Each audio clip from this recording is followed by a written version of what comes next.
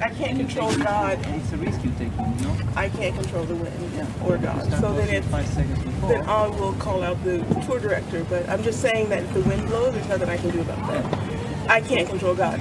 Talk to him.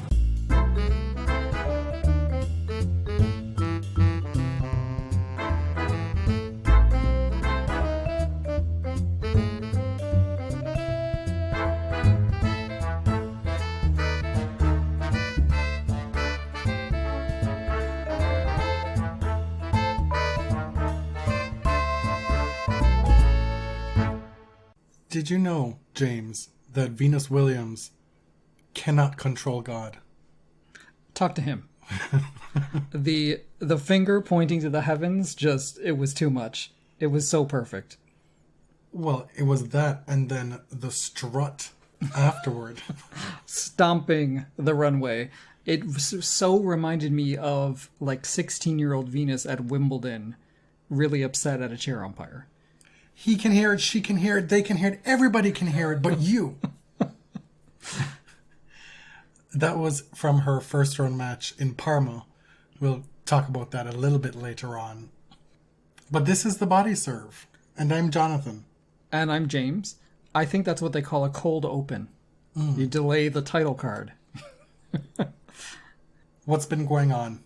Well, we've all of a sudden become more prolific. We released an episode a week ago today, and we're back already. We're truly getting our shit together. And you know why? Because it wasn't together. I thought that Roland Garros started next week, and so I was like, okay, I guess we'll squeeze in an episode 2 in 1 week. But no. It starts about 12 days from now. No, man, that's why I said we'd probably end up doing 5 weeks in a row. Yeah, I have clearly not been paying close enough attention to the calendar. But as they say, here we are. We are in Rome. We were in Rome. Rome happened. And your champions were the same champions who won the French Open in the fall of 2020. Iga Swiatek blitzing through Roland Garros last year, blitzed through Karolina Pliskova in this final to the tune of a double bagel, and Rafael Nadal turned back Novak Djokovic in 3 sets to win the men's title. Iga's was a shocking performance. Not that she won, and not that she won easily, but it was a dominance on the level of Steffi Graf against Zverev. Even more dominant. That was the comparison that came to mind for a lot of folks. You don't often see that kind of scoreline in a final. I think you could make the argument that the 88 final with Graf and Zverev was more of a mismatch than this was. Yes. Because Pliskova had come into this final making the Rome final 3 years in a row. She was the defending finalist. She had won the title in 2019. And even though Pliskova has struggled for form for quite a while now, clearly this was an event, a surface that she feels comfortable on. Yeah, she had a lot of points to defend. She won the title the last time it was in May, and it's under its normal circumstances. And like you said, she hasn't been playing particularly well this year, and every week it's like, whoa, when is she going to fire Sasha? Da, da, da. Apparently, his job looks to be safe for at least a week longer. Mm-hmm. He released a statement on Instagram or Twitter, one of them, maybe both, where he thanked everybody under the sun, including the haters. Mm-hmm. He continues to do the most. Mm-hmm. And that message was endorsed by Pliskova with a string of emojis. So it seems as though that camp is secure for now. And Pliskova, to her credit, didn't seem to be bothered about this result. And if one is not bothered by this result, then one can then make the assumption that that person is just unbotherable. Yeah. I mean, Rome is actually the site of the famous lumberjacking incident, but she has really turned her Roman life around since then. Mere hours after losing in the final, she posts photos from Piazza Navona and captioned, "And what?" Just another Sunday. Okay, ma'am. With All right. a styling, kneeling, glamorous fashion moment in front of Piazza Navona.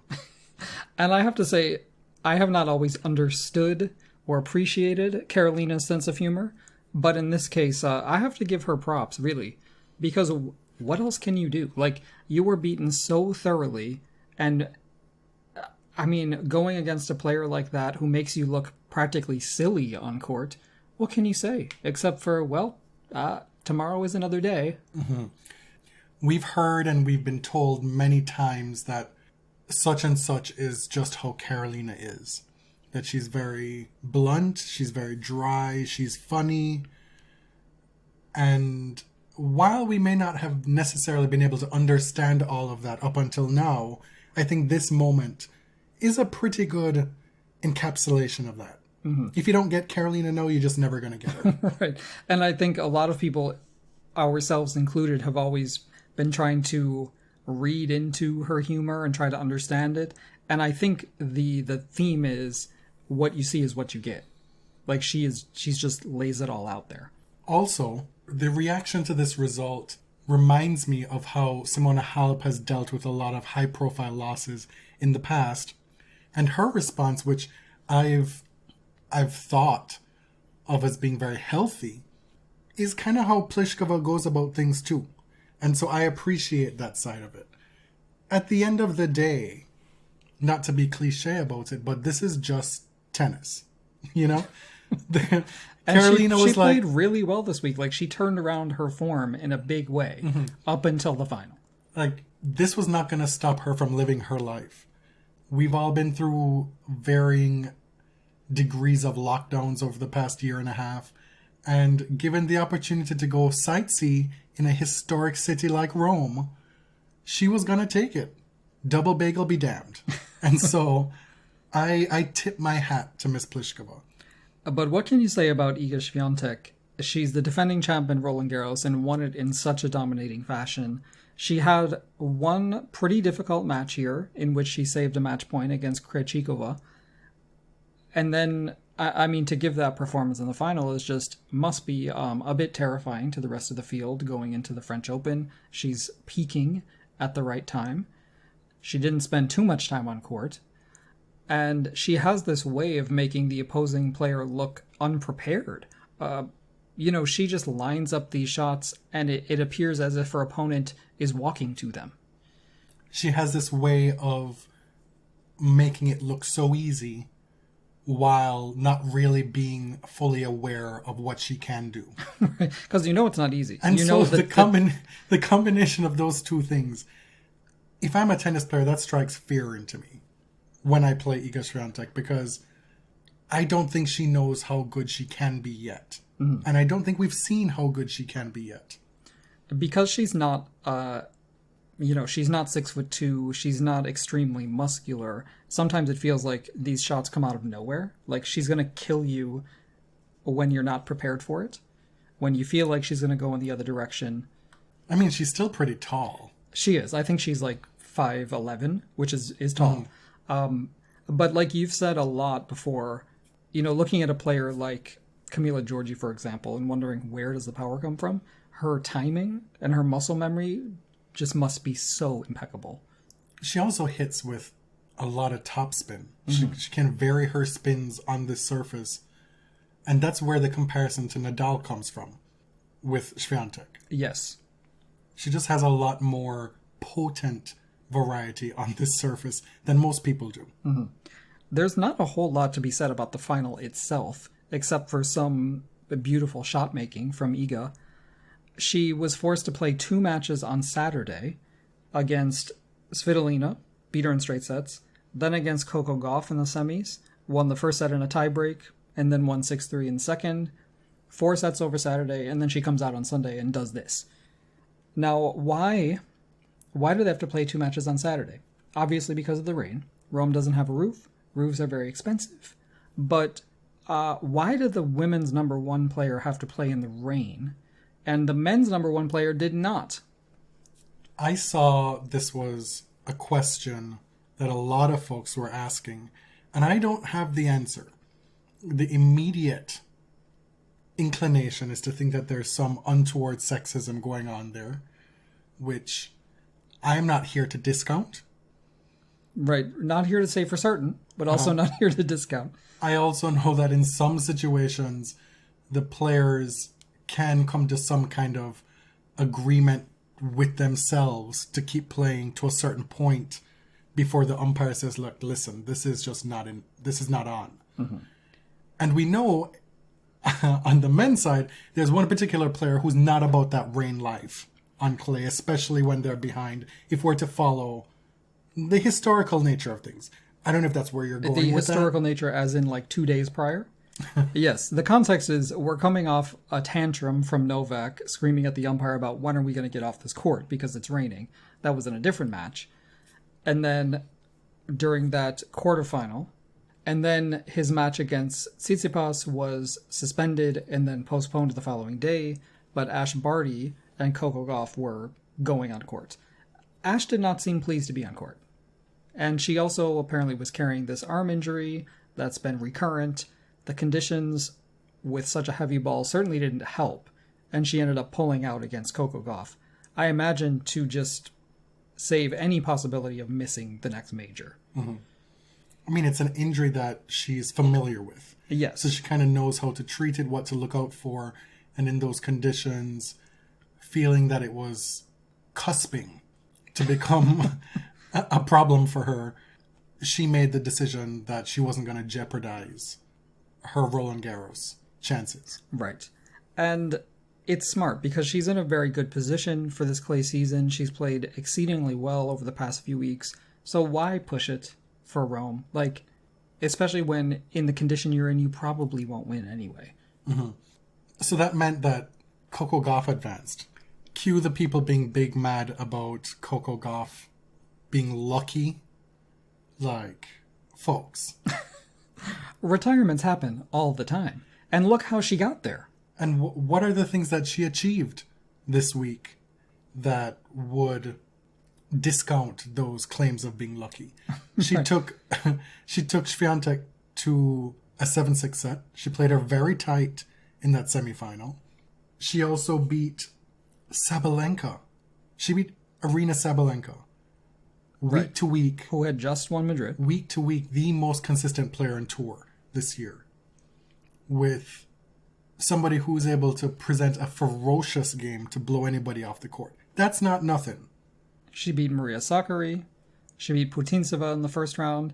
And in the meantime, she is also playing doubles, reaching the quarters with McNally. She cracks the top 30 for the first time. And we were getting a sense now of Coco Gauff being able to put some things together. We still don't know what top flight, best sustained tennis from Coco Gauff looks like, but we know the serve has been an ongoing issue, serving double-digit double faults in multiple matches, something that she hasn't been able to rely on in her career to date, and she seemed to work that out in Rome, something that she made a concerted effort to work on in the last few weeks, where her team, they deduced that it wasn't a technical issue, that it was all mental. And so she was just on court in practice, hitting serve after serve after serve, simulating, according to her, simulating tough match situations in practice to be able to then rely on that in a match. And she was able to do it. Yeah, the serve is getting back on track. She hit 13 double faults in Charleston versus Jabeur, 12 versus Pliskova in Madrid, and in Rome kept it to under 5. It was cleaned up. You talked about how much work went into it, but it seemed like overnight she was able to clean up these double faults. And I like just watching a player put these pieces of her game together slowly and methodically, right? I don't need her to win a major right now. I'd love to see her build up a game that can last. My perspective on Coco Gauff right now is I'm staying far away. When she does good stuff, we'll talk about it on this show. But you will not hear us talking bad about Coco Gauff on this show. We do not want to be part of this echo chamber that happens when prodigies arise. Yeah, there's this impatience about people like Felix and Coco and some others, probably Grigor in another life, that is just not super interesting for me to contribute more to. You know, players don't always reach the potential we want them to reach. Coco is a totally different case from any of those men that you could mention. Yeah.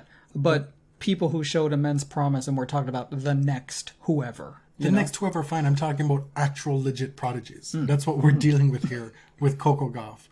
Those men, apologies to those men, but they were not that. Okay, fine. Petra Martic is finally getting something going on clay after reaching the quarterfinals in 2019 in Paris. She beat Shelby Rogers, Podoroska, who was the semifinalist last year at the French Open, who, you know, she beat Serena, obviously, in the first match. And Martic also beat Pegula, who's been incredibly consistent this year. Martic is somebody who has such clean lines and beautiful strokes to me on a tennis court. I enjoy watching her play. So this is particularly pleasing to me to see her come back, especially at this time of year where she is most comfortable on clay. Yeah. Simona Halep, we were speculating about what form she would be in, and she suffered a really unfortunate injury in Rome that I have to imagine it threatens or has ended her hopes in Roland Garros. I don't think that we've heard definitively yet that she's out of Roland Garros, but I'm assuming that that's the case. She tore a calf muscle. And with Halep's injury and Barty's precaution dealing with an existing injury, two of the top faves for the French Open on the women's side are either, in Halep's case, out of the picture or dealt a little bit of a blow. Because Ash was leveling up. One final note on Swiatek before we move on to the men. At the start of the week, it looked like, even without a deep run, Garbiñe Muguruza would finally return to the WTA top 10. You look at the rankings and there are folks who are languishing in the 10 to 20 range who have been playing top 10 ball for a long time. And chief among those is Muguruza. And so I had a sense of, well, finally, a sense of relief, almost, because there are a lot of folks in the top 10 who just have not been performing, or not performing consistently. Right. Some of them haven't even played, right? Bianca is still in there on the strength of points from 2019. Serena plays very seldom. Azarenka had that hard court run at the end of last year. She's still number 16. Sakkari has been playing really well, number 18. And so I thought that this was going to be the time for Muguruza to finally make that jump, to overcome the frozen rankings. I mean, we know who she is and what she can do, but it's not nothing to be able to call yourself a top 10 player again.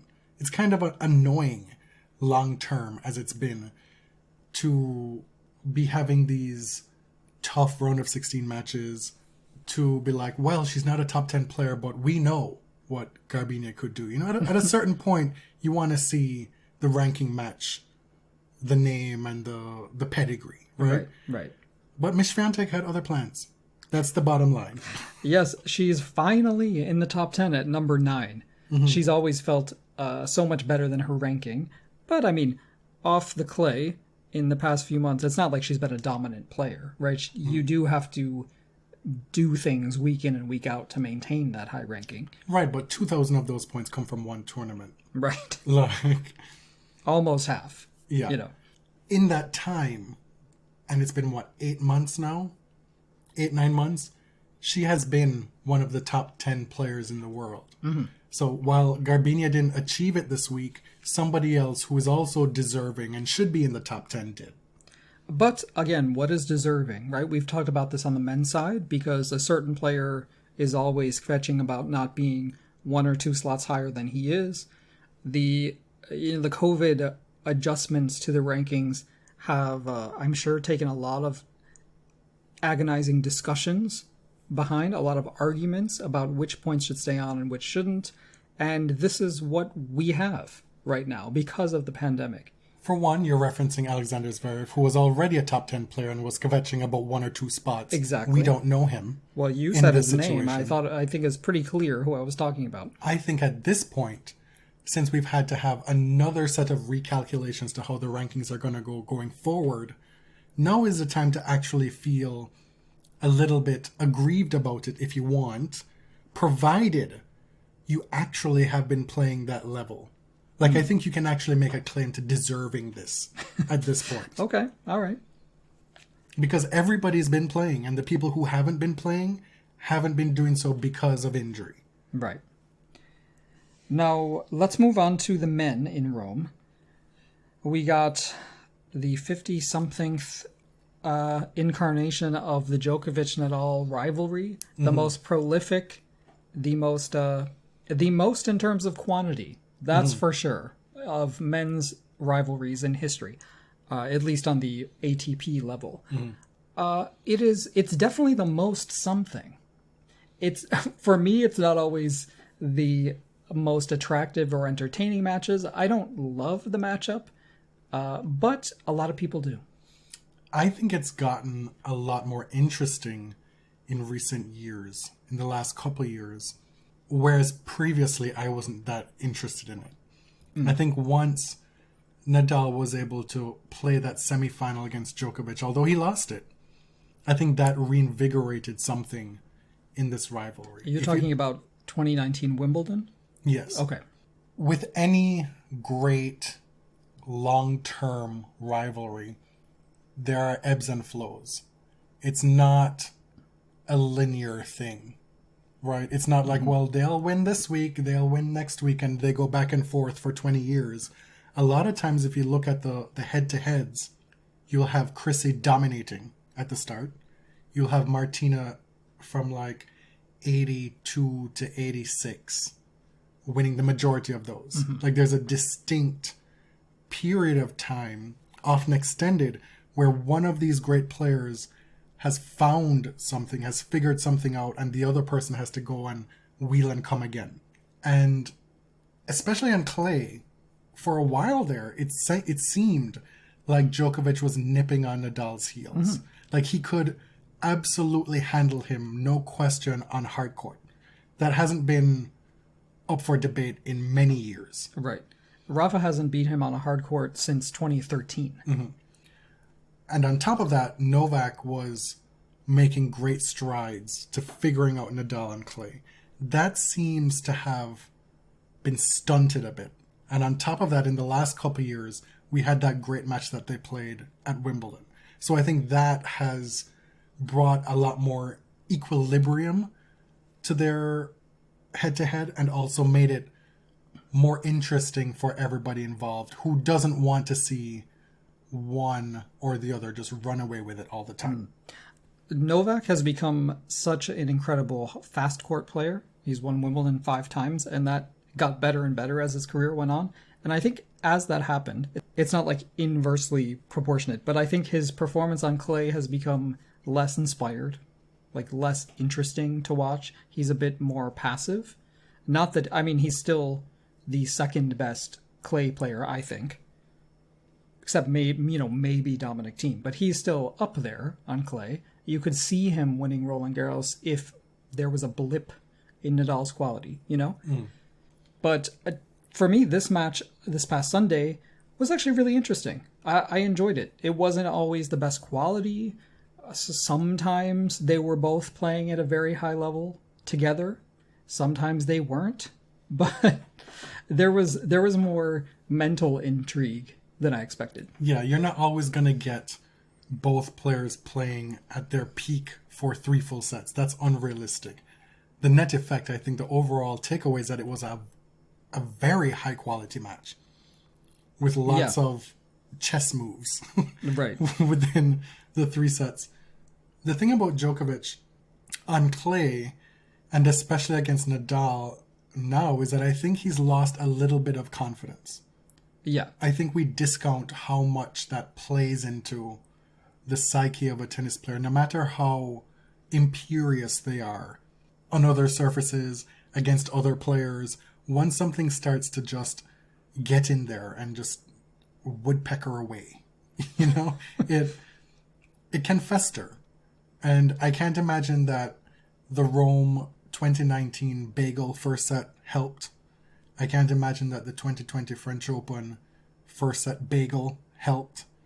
Like, there's a lot of collateral accumulating damage. Sure. Yeah. It compounds. Do you know what I mean? Yeah. He's lost to Dominic Thiem in big tournaments on clay, but Novak has beaten Nadal 7 times on clay, and often in very important matches, and came super, super close to beating him in a Roland Garros final. The takeaway here for Nadal is that he did what needed to be done. Right. For his confidence, for his preparation, in his attempt to break the all-time Grand Slam record, to win his 21st Grand Slam title. This entire spring clay season has been an exercise in repetition, in getting matches under his belt, in playing better from one match to another. He had that dip against Shapovalov in the third round here in Rome, where he did not play as well as he did in his opener against Jannik Sinner. But he was able to build on that. That didn't deter the incremental progress that he'd made this spring. Right. Both Rome champions saved 2 match points in the round of 16 on the way to winning the title. Nadal's draw was very tough. He could have lost any of these matches this week, with maybe the exception of Opelka. Well, you never know, right? If You never know. If you can't break that serve, then you are screwed. If you end up playing 2 tiebreaks, that could have been that. Mm-hmm. But he drew Jannik Sinner in the first match, which is, that's not an easy first match in Rome, in Jannik's home country. Rafa was hitting 51% of first serves. He won in straight sets, but you need to clean that up. It was a competitive, enthralling match from the ground. I really enjoyed watching that one. The Shapovalov match, the night train just derailed. Oh, it was so close too. 2 match points against Rafa Nadal. That match was scary. And then, a rematch against that guy who won Madrid. Rafa won in straight sets this time. Talk about a moment that's most pleasing to us in our podcasting careers. A no drama straight sets win against that dude. Beats Opelka 4-4. And then in the final, it's an extremely competitive first set, which Rafa wins 7-5. And then where did he go? What happened? Novak upped his quality, but Rafa, that was a little bit of a mental, a bit of a letdown. It's not surprising. He had chances to break and go up in the second set, and he didn't. And Djokovic was able to turn that into some momentum. That type of stuff can flip on a switch so quickly. Mm-hmm. The impressive part was after losing that second set 6-1 to then come back, save break points in the third set, and then in effect just run away with the match. Clearly he had been working on the serve because it's been a problem through the clay season. By the final, his first serve percentage was up to 75%. The backhand was doing a lot of damage on the return because the forehand was less reliable than it's been. I don't know if other folks noticed this, but it seemed to me that if there was one area of trepidation in Nadal's game in that final, was hitting down the line on both wings. Yeah, and I should clarify, he had a boatload of forehand winners. But there were plenty of errors as well.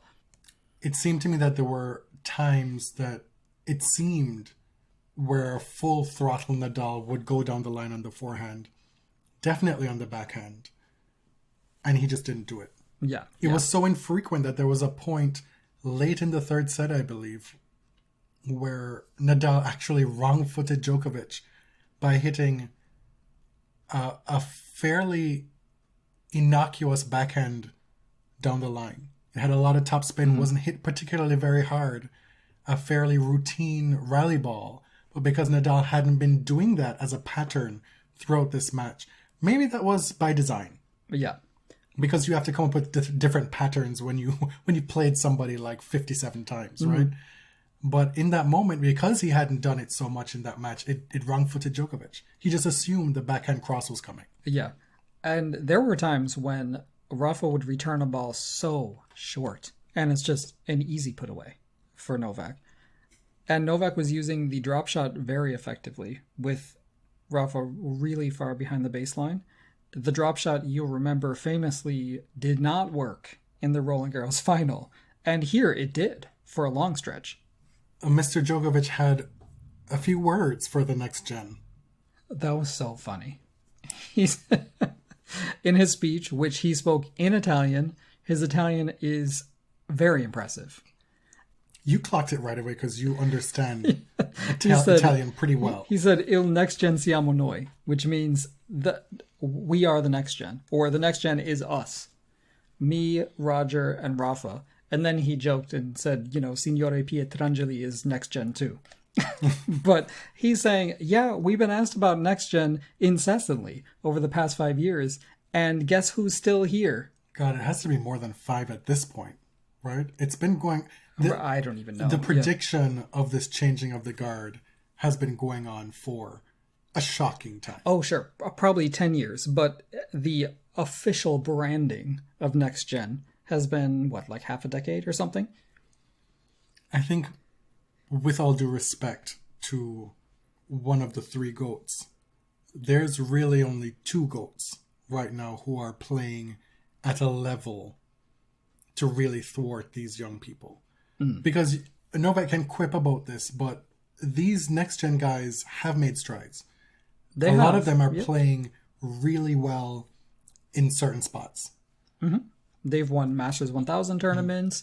And the majority of them, save for maybe a 5-set match on grass, would beat Federer in his current state. Well, right. And we don't know. We've seen him on clay, but... It was a deferential thing. Yeah. It was very respectful to Federer. But my point in saying that is that for the last couple of years, these 2 men, they've been pretty much trading slams back and forth, alternating. With Team being the exception at the US Open last year. Yeah. We'll talk about the other parts of the tournament quickly. Lorenzo Sonego. Wow. Okay. Beat Dominic Thiem in 3 sets. Beats Andrei Rublev. Pushes Novak to 3 sets on the same day he beat Rublev. He played like 5.5 hours. Yeah. With an intermission. In effect, an intermission. Right. It was like a Wagner opera. It was that long. Listen, his week was beyond impressive. No Italian man had made the semifinals of this event since like 2007 or something like that, and nobody had won it since Panatta, right? In like 40 years. So once he got into deep 3-set matches against these players who are so much better than him on paper. The Dominic Thiem match, hell of a match, enthralling. This tournament produced some of the best Masters 1000 tennis on the men's side in a long time. And he was front and center. Lorenzo Sonego was front and center making this happen. Yeah. Pushing Andrei Rublev to 3 sets as well. Imagine taking out Thiem on clay, taking out Rublev in 3 sets, somebody who's been the most consistent player on the men's side, and then having to come back a couple hours later and play Novak Djokovic, save match points in that second set, and win that tiebreak. A 90-minute second set.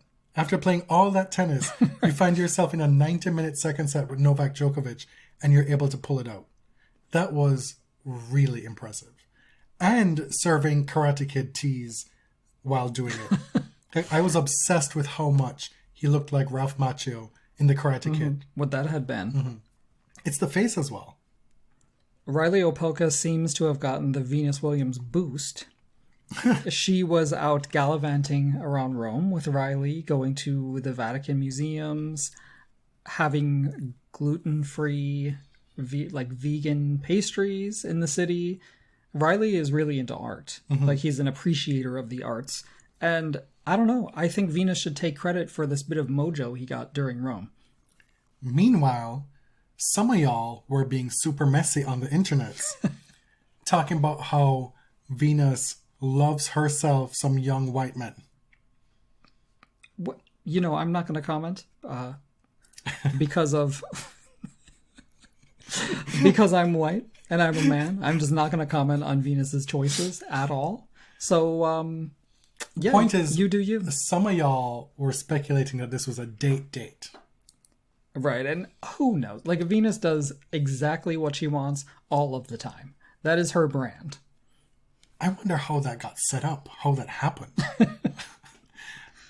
I mean, look, if it were a date, I presume one or both of them would want to keep it secretive for at least a while. And they were out here posting it on social media, and Reilly was out here talking about it to press afterwards. I'm saying, as you know, Venus does literally whatever she wants. I feel bad for Grigor Dimitrov because he is like William's family, and it was his birthday this past week, and I didn't see any pictures with him and Venus. Yeah. Throw the guy a bone. Well, he was gone from the tournament pretty quickly. Yeah. So maybe that had something to do with it. These courts in Rome, they're always a mess. They're kind of famous for this. There are very often dead spots or holes in the clay. This time it was about the lines. They are nailed down to the court, and some of them were not nailed down securely enough. So Rafa tripped over a line multiple times. And in the final, he tripped over a sideline, and he's getting up and he's screaming. He had tripped over while hitting a winner. Right. He tosses his racket, which is great instinct, protecting himself from the fall. And he gets up and he sort of screams and makes this gesture that convinces the commentators that he's celebrating winning the point. No, actually, he was screaming mad about the line situation and then goes over to the umpire to scream a little bit. I think both things were true in that instant. I think his instinct after seeing the winner was like, damn. But I'm on the ground again. Exactly. So the transference from elation to anger was 0 to 60 in like a millisecond. Yeah. It's one of the angriest outbursts I've seen from him on a tennis court, and it was directed at Carlos, but it's not Carlos's fault, right? He doesn't design and make the courts. But it's crazy. Like, this is one of the biggest tournaments of the season. It's been around for many, many decades. You need to fix this shit. And these are the things that a players' union should be addressing. Health and safety. It's like the most basic health and safety regulations. Is your workplace safe for you to work in? Right? Are there advertising okay, so ballers? How would that look? That means that you have a union, you then have negotiations whereby you have a health and safety inspector who is knowledgeable about what a safe clay court looks like, and they will then go and approve the site before the tournament is held, and then make sure that they make changes before the tournament happens. Why not? Right? What is the ATP doing if not ensuring that the courts are up to the standards of professional tennis, that they're safe to play on? Clearly, like, that's not being done now. A union has leverage. That is the key strength of a union, is that it has leverage. It has bargaining power. They can say, we're not going to play on this. Sweetie, I get it. Yeah. I was just like trying to get you to expand. Okay. I'm not the one who doesn't get it. Right. I really get mad about this stuff because it seems very basic. And it seems like, to me, if you're trying to create a players association or players union, this is an easy win, right? This is a success that you can hang your hat on. Mm-hmm. Saying, join our union. Look what we did. We stopped Rafa Nadal from injuring himself before the French Open on Rome's courts. We made work a safer place to work. We talk about the need for a union a lot on this show. I just wanted you to be a little bit more specific as to how, in this instance, a union would be able to actually create safer working conditions, and what the minutia of that would look like. And to be honest, I don't exactly know. In a regular union, in a more traditional workplace, this is something you would probably discuss in bargaining, and it would go in the collective agreement. the establishment of a workplace health and safety committee or something. This is clearly not a regular workplace, so there are probably other mechanisms that they can go through here. But why not? This is a problem that can be solved. It's not. This is not splitting the atom. Why not have a committee? Like a committee of 5 to 10 people who are responsible for making sure that the courts are up to scratch. Right. So that's the end of Rome. I will end the Rome segment with the only Italian that I know. Tutti a tavola a mangiare. How was that? That was great. That's Lydia's slogan. Yeah, that's Lidia Bastianic. I watch her, I love her, I adore her. And you know what it means, That's the only cooking show that I watch. It means everybody comes to the table to eat. Yeah, exactly. Yeah, that's how she ends every show. I cooked chicken cacciatore in quarantine because I watched her do it. You, of course, would not eat it. No, there's like tomatoes and stuff in it. I was so Peppers. mad because having been with you for all these years, 14 plus years now, and having eaten out, you always suggest when we go to Italian restaurants with your parents and what have you, what's good on the menu, what I might like. Never once did you suggest that I have a cacciatore, even though you know that would be right up my alley. Okay, In effect, an Italian chicken stew. Get the fuck out of here. Why did you not do that? That is unforgivable for me. Honestly, I've never had it in my life. My Italian-American family doesn't make cacciatore, and it's not something I would ever voluntarily eat, so that's why. I was so mad. I was so mad when I learned that. Now, we're going to talk about this coming week in tennis. Speaking of food, the WTA is in a new tournament in Parma, famous for, obviously, Parmesan cheese Oh, wow. and Parma ham. We also had fresh, actual Parmesan cheese in the house for the first time this week. Wow, I mean... Because I made a lasagna. It felt expensive. It was expensive. It felt opulent. It was the most expensive cheese in that lasagna. Yes, let me yes. tell you. Parma is famous for their food. But the players are here to rev up for Roland Garros because we have an extra week now with nothing for them to do. Yeah, so this was an add-on tournament. It's a new tournament. All these players across Europe right now are looking for extra opportunities to play, especially with this extra week on the schedule. It's a bonus. Right. And I think the net effect of that, and we'll talk about that on our preview episode, I think that there's so many players that are going to be as prepared or as best prepared for the French Open as they ever have been. Mm-hmm. Everybody's in Europe. They're looking for an extra tournament to play because they don't have to play the week before Roland Garros in order to get more reps in. So we're in Parma and Belgrade on the WTA side. Next week is Strasbourg. On the ATP, we've got Lyon and Geneva. I mean, the draw in Lyon is crazy.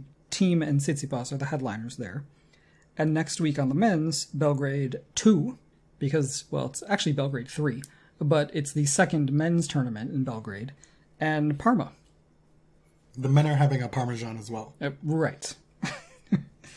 In Parma, the headliners obviously were these wild cards for Venus and Serena Williams. They got the wild cards, and the sisters Williams have now exited Parma as of today. In her first match, Serena beat number 512, 17-year-old Lisa Pigato in her very first main draw match. I watched this. It's probably the latest I've been up in a long time. Because I was... for those of you who want an update about Vince, here you go. Vince caught some kind of stomach bug that had him excreting. Yeah, you can fill in the blanks there. Quite a bit. Quite frequently. Mm-hmm. And so I was up all night, essentially I was a night nurse. I was a night cook. Because at a certain point, I was like, well, he can't be eating his regular food. I'm going to make him some chicken and rice at 4 a.m. for when he has to eat tomorrow.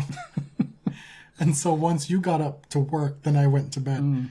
So I saw all of Serena's match, and then most of the first set of Venus's match against her fave, Schmiedlova. Schmiedlova. Venus came back and won that first set 7-5, I believe. Mm-hmm. I went to bed when she was down 5-2. She won 5 games in a row to win that first set 7-5, eventually losing the last 2 sets 2-6, 2-6. She was up a break to start the third set, and it just didn't happen. Mm-hmm. She couldn't control Schmiedlova. She could not control the wind, nor God. The double faults Don't were a ask her. problem. The forehand was firing. Serena played Katerina Siniakova today, who you'll know is a very accomplished doubles player, multiple major winner in doubles. Nobody to take lightly. I don't think Serena took it lightly, but she, the serve wasn't reliable enough. She hit a few too many double faults. Career high number 31, 2 WTA titles. This is not a scrub. Siniakova is not a scrub. No, And no. the discourse surrounding this match as being the end of Serena Williams by certain segments on Twitter, it really has become an uninhabitable space.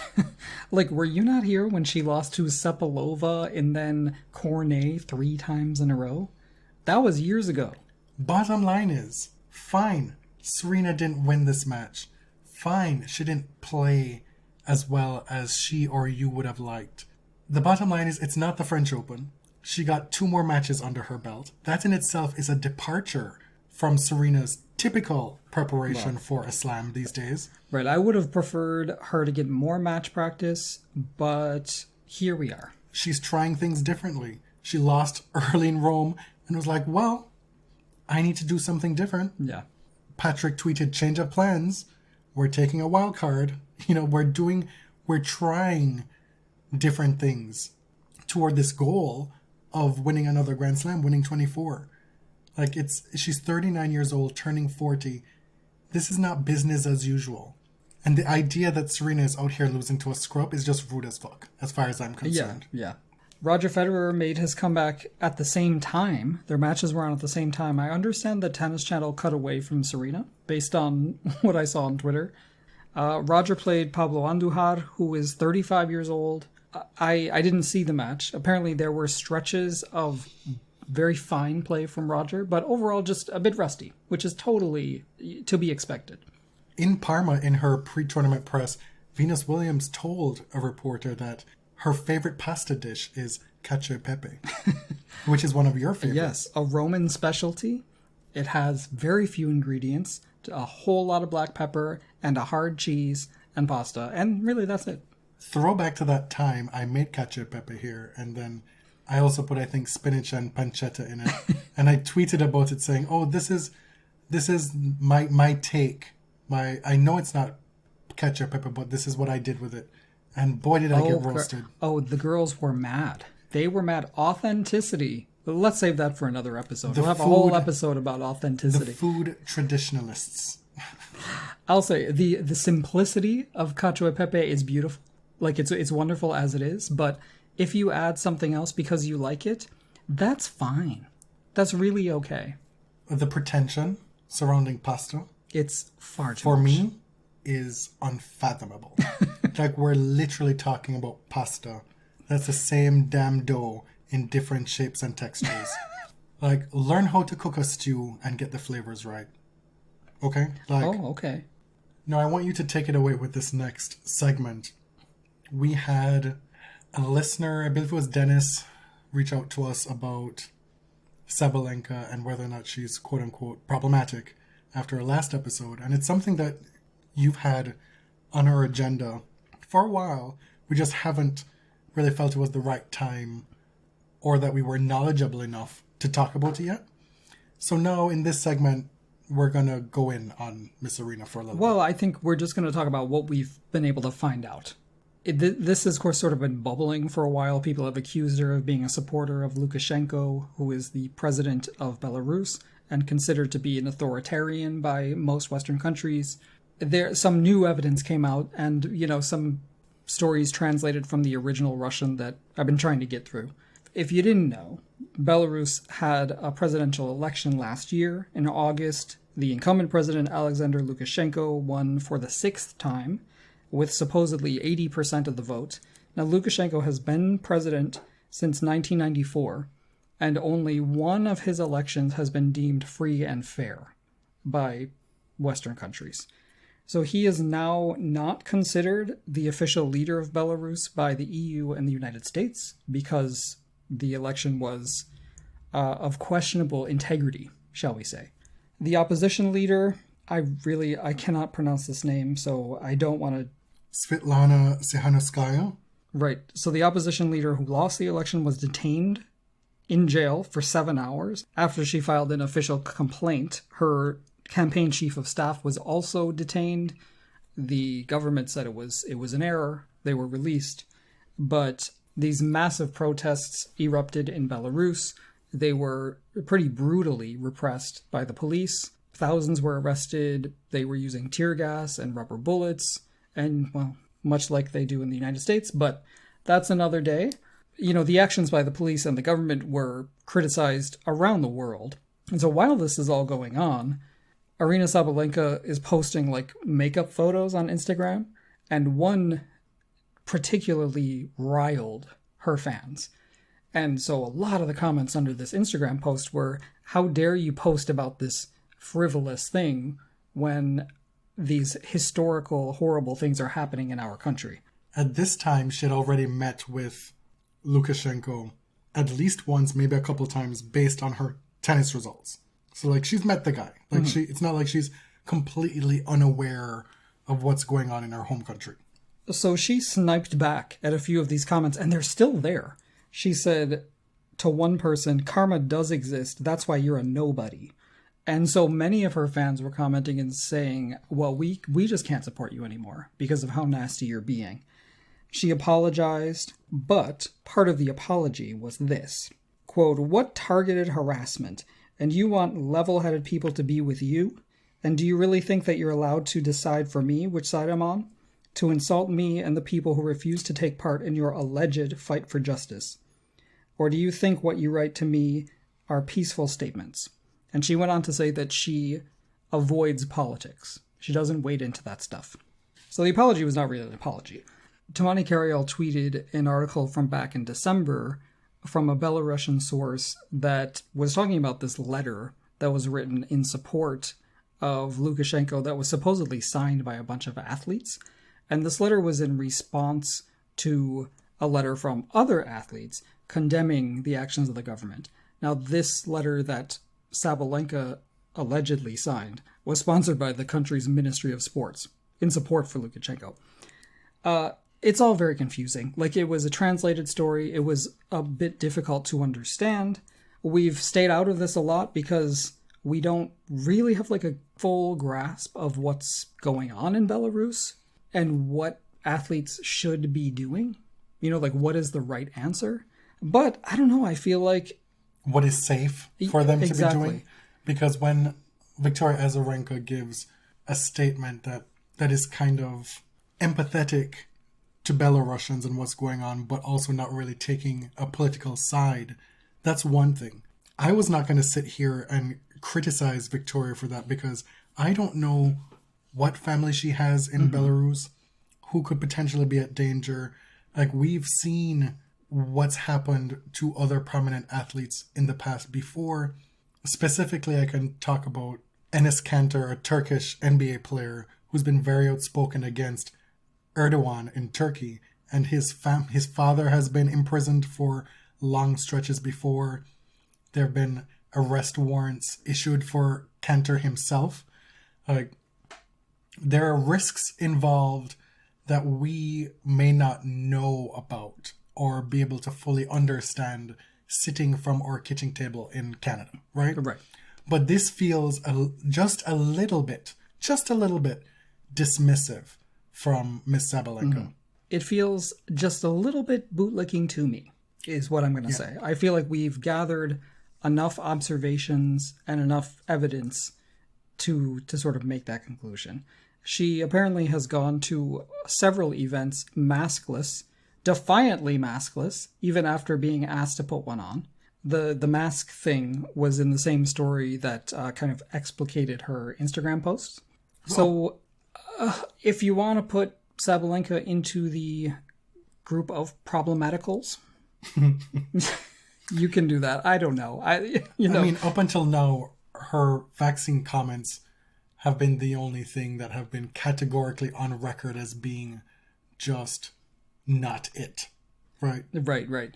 And so I want to acknowledge that we cannot properly judge the trustworthiness of sources in a language that we don't understand. So like I just want to put out that caveat.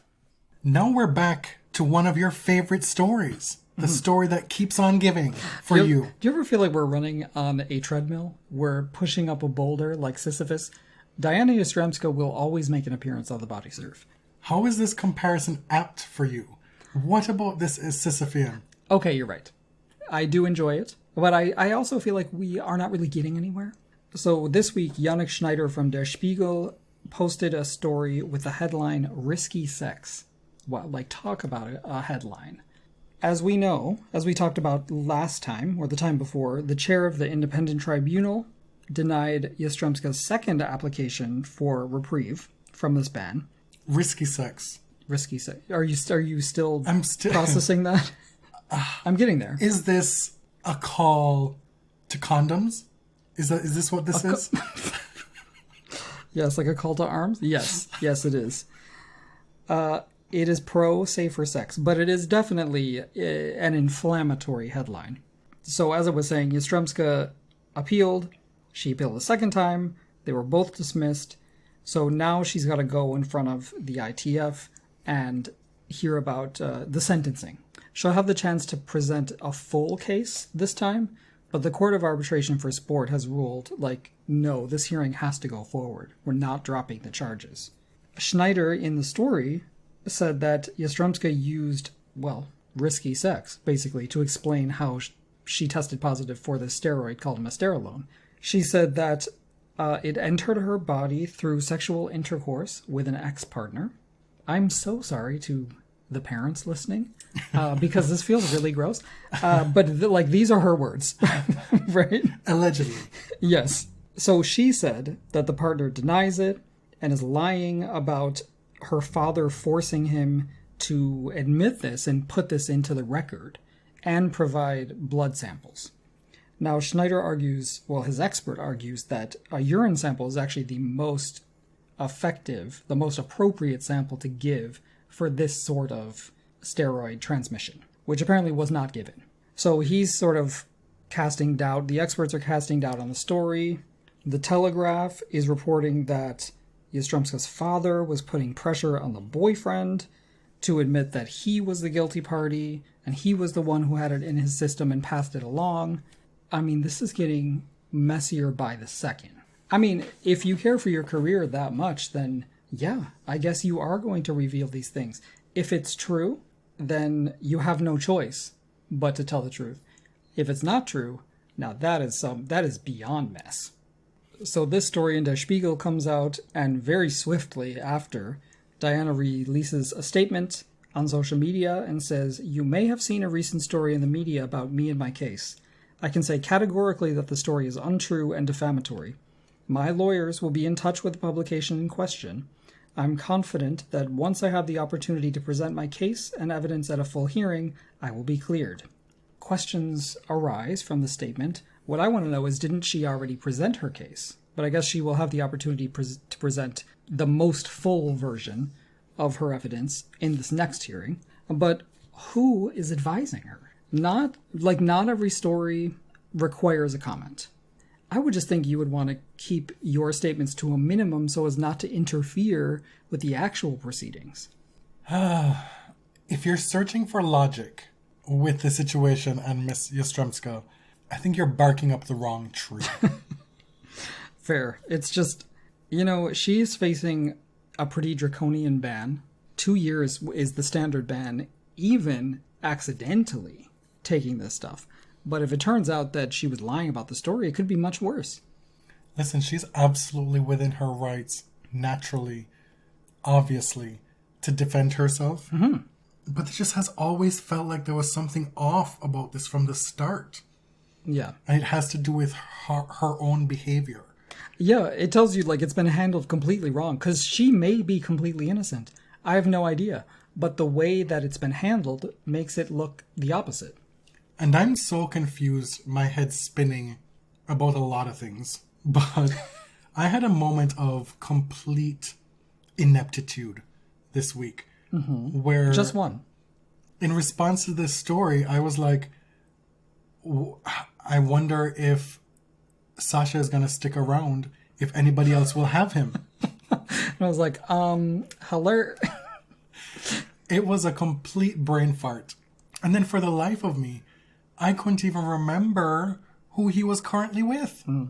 That was my American male tennis player rankings moment that you had a couple weeks ago. Yeah. Because we've talked about this and him so much on the show, like how obviously I know, you know? How embarrassing. Let's talk about what has been the talk of Twitter over the past 24 hours is Roger Federer's comments on Zverev's parting with teammate. Ben Rothenberg asked him a question in Geneva about what happened. You know, why did Zverev leave? Did it have anything to do with the abuse allegations? And the answer Roger gave was surprisingly unprepared. Ben asked Roger about Team 8's affiliation with Zverev and the fact that they've, worked closely in the past before and that there was a split, obviously, last year. And why was that, if it had something to do with the allegations made by his ex-girlfriend, Olya Sharapova. And Federer gives this response about how I wasn't really involved in that. But right at the start, he pivots to make sure he says right off the bat that Sasha is a great guy. Now, this is where this response just immediately goes off the rails for me. Because time and time again, how many times have we seen folks being asked about Zverev? And the very first thing, if not one of the first three things they say as a preface, is Sasha's a great guy. Why? What is the evidence? And why is that such a uniform thing that these men need to say? What you mean to say is, Sasha's a great guy to me in his interactions with me. But how is it that when he's being asked about Sasha's private life, for which he thinks should stay private, by the way, why should then his blanket statement about how great a guy Zverev is to him in his interactions with him be applied to what he doesn't know about his private life? He goes on to say that he's happy when Sasha does well and that the allegations, they're, quote, super private stuff that I really don't want to comment on. Here's why people are mad, right? Maybe you don't think that Roger Federer should have to comment on this, but Alexander Zverev had a business relationship with Roger Federer. He's taken him across the world on exhibition tours. He's just said that Sasha is a great guy. Why? Why did he say that? He's been groomed as an heir apparent. Right. Like, we talk about the next gen folks. Nadal and Federer are the great rivalry, right? Team and Zverev were groomed as their children. Right. And when you say that that's private stuff that I don't want to get into, abuse is not private, right? Abuse is a crime. This is something that some societies have gotten further down the road than others. We are starting to understand that domestic abuse is not something that happens within relationships that we shouldn't talk about. It's actually a crime. It has harm to the public interest, to the public good. So it's upsetting when someone would say, well, if he beats up his girlfriend, that's really a private thing I shouldn't talk about. Okay. I'm not saying that he's guilty. We've never once on this show said he's guilty. But we have said that abuse is not a private matter. It's not in the domestic sphere. It's something that we should be able to talk about in public because it harms the public. And when Federer is pressed by Ben Rothenberg saying, what does he think about the ATP not having a policy on record, whether, the ATP should do anything or try to investigate, giving him the example that a lot of other leagues do have that. Federer's like, other leagues have that? And the interaction goes back and forth. Obviously Ben is talking about majority of those leagues being American professional leagues. And Federer's immediate response is that, well, we're independent contractors, so it doesn't quite really apply. And the ATP has jurisdiction over, what we do on court, but you want to do the private life as well? Really? Mm-hmm. Really, Ben? You want to do the private life? We're independent contractors. I have such a visceral reaction to the words independent contractors now. It's so infuriating to me because just because you're independent contractors, does that mean that there can be no standards for your behavior? I mean, we already know. We already know that the ATP can regulate off-court behavior if it's detrimental to their brand. It's in the code of conduct. Whether that's legally enforceable, I don't know. But just because you're independent contractors doesn't mean that the ATP can't take a stand, cannot have a coordinated response to a situation where a player is accused of domestic violence. That is the basic. It took the ATP so long to even respond. And so what we have here is yet another example of the system doing the work it's designed to do. And Exactly. the players, not tennis players here, but the players in that system holding up their end of the bargain, their social contract, what they feel obliged to do. Why Federer feels immediately they need to say Sasha's a great guy. That was completely unnecessary. Unprovoked. It's circling the wagons. And all these men have done the same thing. Zverev started this rehabilitation campaign by going on German TV, doing these Doing tabloid fluff pieces about how close the Zverev family is. I mean, but then you have that, fine, that's something he needs to do himself. That's his prerogative. But what he doesn't even have to ask for is the Federers of the world saying he's a great guy, every last person saying he's a great guy, and then having Tennis TV, Tennis Channel, promote him every which way.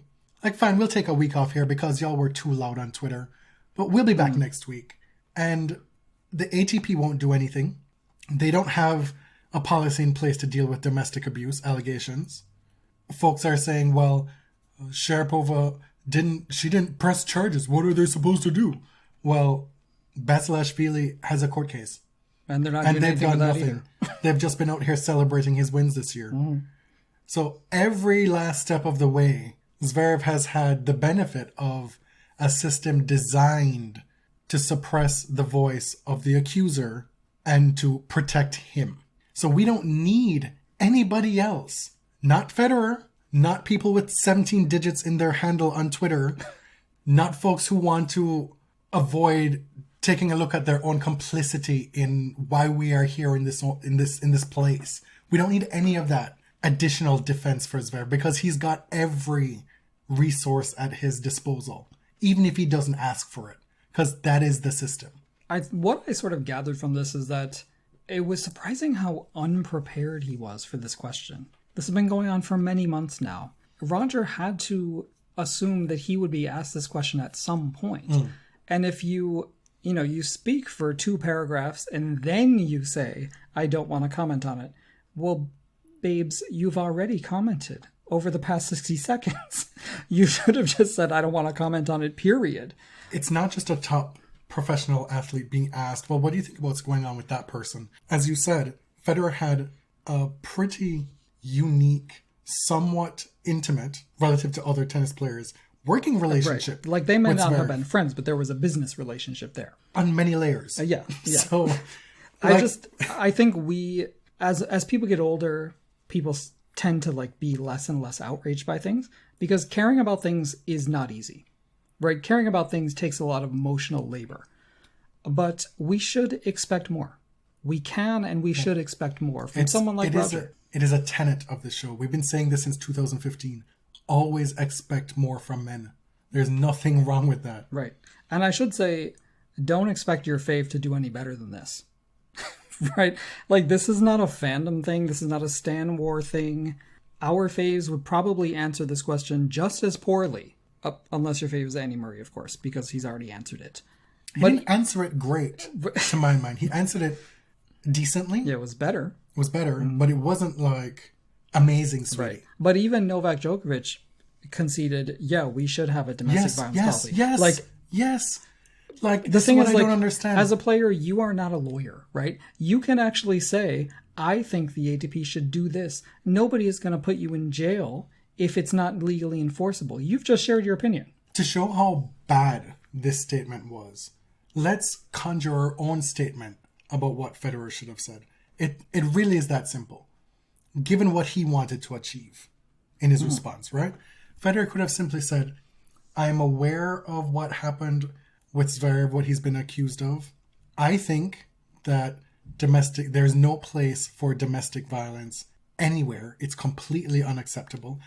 That said, I do not know if this is the case, if this has happened.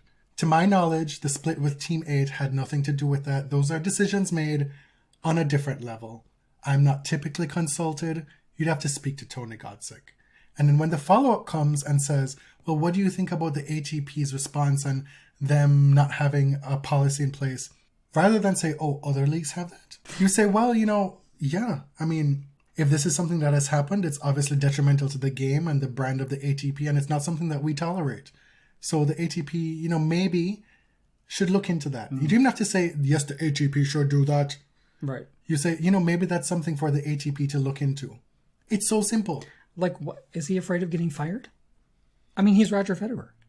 The other thing we learned from this interaction with Roger, because Ben then went and transcribed the question and answer, and he had a few follow-up tweets saying that he's still hoping to find a home for part 2 of the Olya Sharapova story, which was a little bit surprising to us, but also it's a good follow-up for us here now based on what we said on our previous episode. Yeah, so we mentioned that there was a part 2 and we haven't seen it and we didn't know why, and it turns out that it looks like Racket will not be publishing part 2, that they were confronted by some Zverev lawyers. On Twitter, Ben said explicitly that Zverev's lawyers have been on the offense, trying to prevent this part 2 coming out.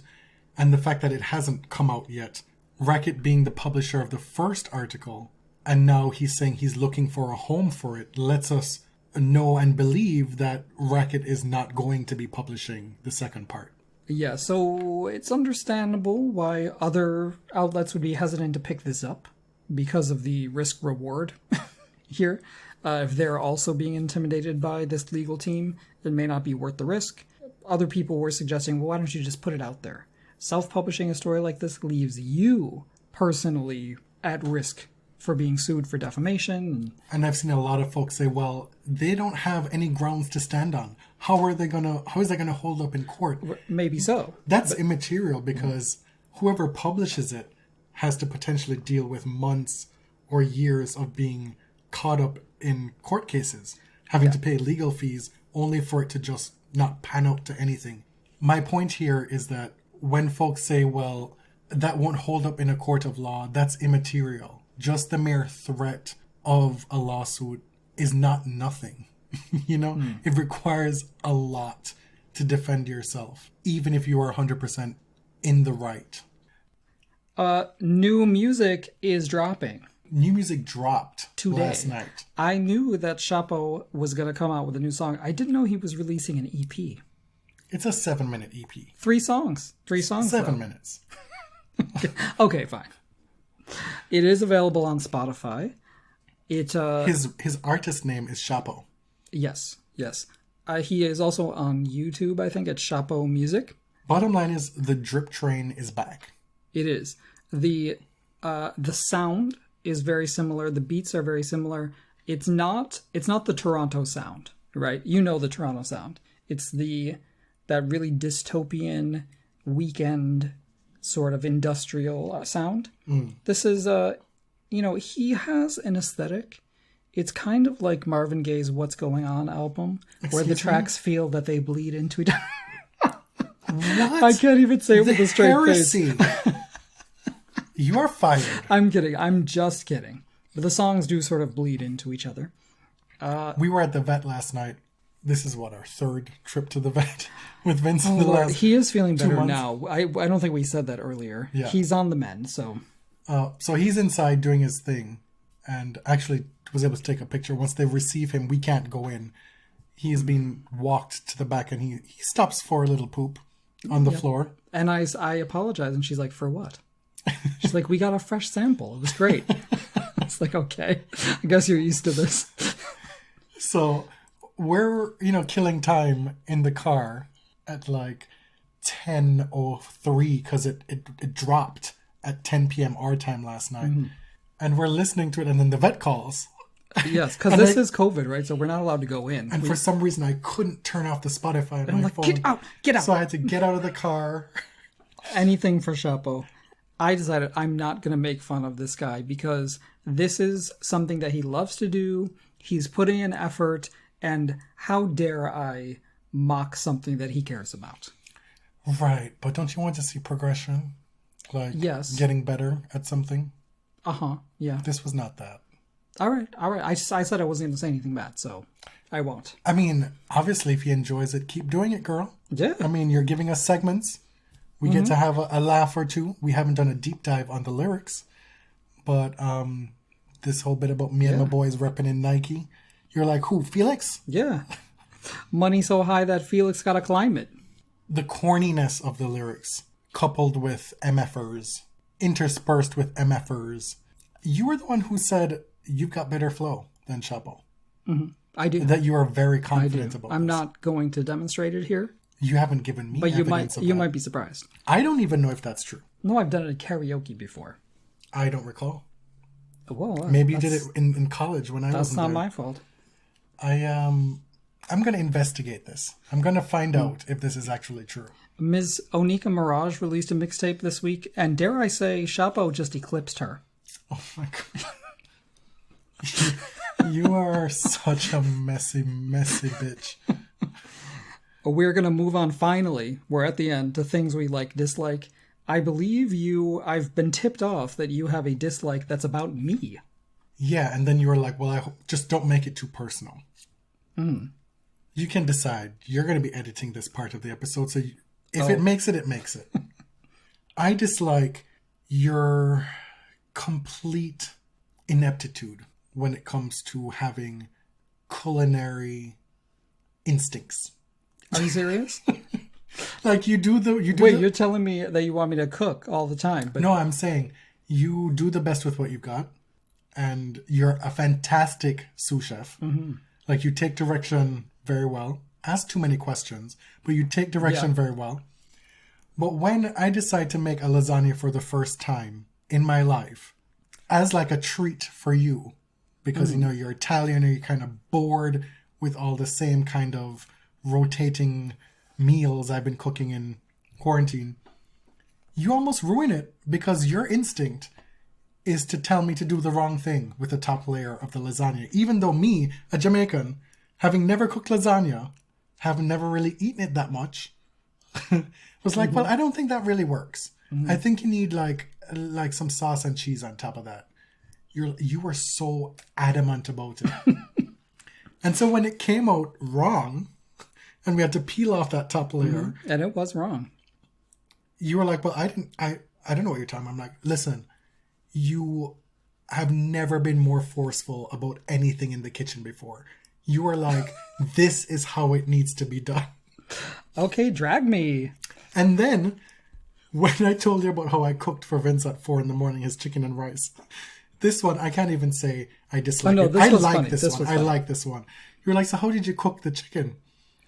Did you fry it in water? And you know what I meant. And it was like, oh, boiled. I guess.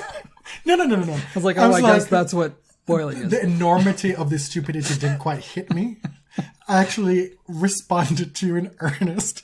I said, no, I boiled it in water. And then you were like, oh, I guess boiling in water is the same as frying in water. And I actually had to pause the show we were watching because I was screaming. Wow. You really... I mean, I will say that I tried carbonara for the first time. I'm making it last week, and it was a fucking disaster. It was terrible. I didn't hate it. You didn't hate it, but I did. So I'm never going to make it again. And there are some things that I'm good at. Listen, the lasagna came out well. It did, Notwithstanding, yeah. it tasted real good. You're still having seconds. And I made a brisket for the first time last night. A pot roast. Fabulous. I could not have been more pleased. It finished its last hour of cooking while we were at the vet. Yeah, it was the only good thing that happened yesterday. So since you dislike me so much, I'll finish with a thing we like. The new show Z-Way, which is hosted by Z-Way. I wasn't familiar with her until I saw the trailer for her show. I guess she was on Jesus and Marrow before, and she's known on social media for doing these incredibly confrontational interviews, but they're funny. Like, they're tongue-in-cheek. So she'll ask leading questions to famous people and then reframe their answers in the most uncharitable way possible. But it's all funny, right? Like, people are in on the joke. And Fran Lebowitz was her first guest. That show is so funny, and it's so different from any other kind of comedic show on TV. There's so many, I guess, like commentary or sketch comedy shows that I find really cringe, that I just find are trying too hard. This is not that. And even some of the best ones, the Black Lady sketch show, have some serious bombs. No, I'm done with that show. Like, a few of these episodes were unwatchable. Well, I'm saying comedy Well, is unwatchable in spots. In comedy, there are a lot of misses. That's what I'm saying. Even on the good shows. Yeah. At least black people get to have these misses now. Right. Well, exactly, yeah. Because this is a long-standing disagreement with us in terms of comedy shows. When you present a show to me and you're like, well, oh, it's a comedy. I'm like, well, is it like a Parks and Rec comedy? Is it like that white people? Is it like white people sketch kind of comedy? Which I mean, one of my first introductions to comedy in North America, being at Ithaca College in 2003, was a bunch of white people thinking they were going to be the cast next on Saturday Night Live. And existing in that space was traumatic. Because y'all just ain't that funny. It was traumatic. I feel that's a bit dramatic. Y'all just ain't that funny. You may hit 2 out of 10. That's not a good ratio. It's just not. And so something I like is, you told me about this show. We should watch this new Gene Smart show. It's a comedy. And of course, my immediate reaction was like, here he goes. Oh, yeah. Suggesting don't another trust comedy. my opinion in comedies. This shit is amazing. Love it. Yeah. Gene Smart out here at 69 years young, killing it. It's called Hacks. It's on HBO Max. She gets another lead role, which she's gotten more and more of as she's gotten older. We watched the first episode of Run the World. I enjoyed it. Yeah. I'll come back for episode 2. And we're watching Gene Smart on Mayor of Easttown as well. Which is actually very good. And I was prepared to hate it because Kate Winslet is still in the doghouse for the Woody Allen stuff. But she's really good on it. The last episode notwithstanding, where something really shocking happened. Oh my lord.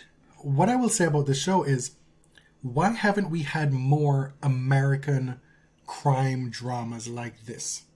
Like, why does like it have Broadchurch? to be like the SVU kind of feel? Why does it have to be the Big Little Lies kind of feel, where it has to be uber glamorous for it to be interesting? Where we have to see super rich people for it to be captivating. I feel like we haven't had this kind of crime drama aesthetic prestige show the way we've had any number of British UK variants. Yeah, true crime or crime drama is very difficult because it can be very exploitative for survivors or victims of crime. It can glamorize the police. Which is where the US productions typically veer. Yeah. Anyway, so that was a bit of a haphazard things we like.